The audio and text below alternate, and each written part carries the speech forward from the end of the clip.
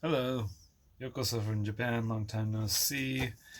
I probably look 10 years older because that's probably the last time I made a video. I don't know. New house, new hair, way too long. New jowls, way too old. Anyways, we're here to talk about Blue Moon Densetsu TRPG system book. There are actually two books, and that's all that was made because the author died after that. But okay, I just wanted to show you the inside. If you want more details and an actual translation of the system, I'm working on it. It's in Google Docs, and I'll link to that eventually, if I remember when I make this. Anyways, I just wanted to show off the inside of this book because it's so good looking. So these characters, are you gonna focus? These characters are actually the characters from the video game, but they're characters in this book too. And this game talks about what they are like. Well, I mean, it lets them talk for themselves. Anyways, there's the world. There is some Christian iconography in the video game and in here. Well, there's crosses, but otherwise, I think it's not really into Christianity so far, as far as I know. Anyways, yeah, I looked up the company that did the graphic design.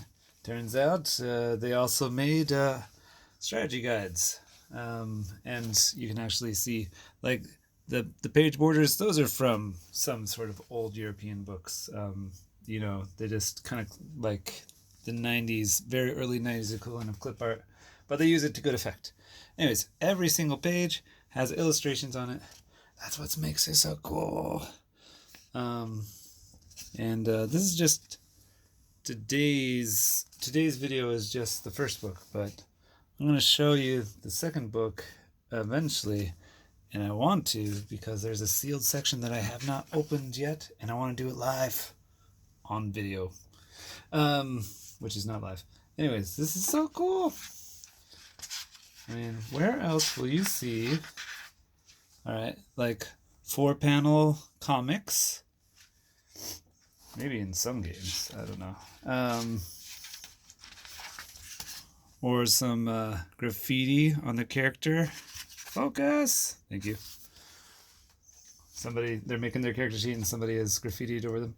The DM himself, who is also the author of the RPG, is a character in the game. The game within a game, or whatever you want to call it. There's lots of nice art everywhere. There's a couple different artists doing different styles, but it's pretty good throughout this book. Look at that. The magic section. Well, we played it today, me and my group, and we discovered that items start off really expensive. Rations, $20 for rations, or whatever the coins are. I haven't quite determined what the coin system is in this game yet. If it's gold to silver to bronze or whatever, copper. This game, it's like a D20 game, but it came out before the D20 system. D&D 3.0. Yeah, it came out before. An example of a complex battle where there are two different rooms and two different battle maps going on at the same time. But yeah, the combat that we played today was actually pretty simple. We got through it, no real problems. Even though we don't quite have the rules 100% down yet, and that's my fault. I've been translating at cafes as I go along. Look at how cool this game is! This is the most beautiful RPG ever. I love that little. They're at an inn and they're singing karaoke at the end. Hey, focus so you can see all the details. And the barman, he's plugging his ears. Isn't that cool?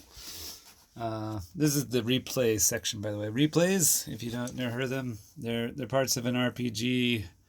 Well, they're when a group goes through an RPG and they record it and then they write it in kind of script form, so you can see how an RPG works. It is very invaluable for a translator like me because then I see, oh, this is how you actually do the things. Here's the monster section. Now I gotta say the monsters. This section art-wise is a little bit weak for me, but most people will be like, those are awesome, Clay, what are you talking about? But I got high standards, man. It's not bad, though. It's not bad. I'll just say the monster section is it's slightly boring. There's not much in the way of uniqueness. It's all generic, like goblins and stuff. No, nothing really Japanesey was added. Giant leech. There's a centipede man. I guess I've never seen that in a D&D game before, so that's kind of a Japanesey thing. Oh, they love their centipedes in Japan. I think the person that did the monster art here also did the monster art for a Chinese RPG. It's not made by the Chinese, but it's made by Japanese people about, those, what's the word, Senjin, mystical Chinese people, immortals that live in the immortal mountains, that sort of setting. Maybe I'll show that off someday. I got hair in my mouth. I'm not used to having long hair yet, still. Anyways, okay, so this part was cool. Let me show you this. This is the sealed section. It has been unsealed. Yeah, I got one in the second book. I want to show it off. Anyways, I'm just going to show you a little bit, because my players, we just started playing this. But look at that art. Yeah. This is some of the best art in the book. Shoot, can I show the monster? Yeah, they're going to encounter it sooner or later. Yeah, I gotta not show everything from that section yet, though. Sorry. Because I couldn't show my players mostly art, and I was just like trying to sell it. I'm like, you gotta trust me. It looks really cool, so we should play it because it looks cool. You can't see it, but it looks cool. Yeah, there's more advanced classes or optional classes in the back of the book, and they get their own characters too. And so you get to experience the adventure with them too. That's great. I like the thiefy guy. He actually shows up before his class is introduced earlier in the book. That's okay. And then there's stuff about NPCs. There's Mr. GM guy again, playing 2 roles. These are the characters that also appeared in the video game, statted out, in case you want to play them. There's some bad NPCs. And, tables and charts and stuff. That's how it ends. All right. So, yeah. If you can get a hold of this book, I think it sells on eBay every once in a while.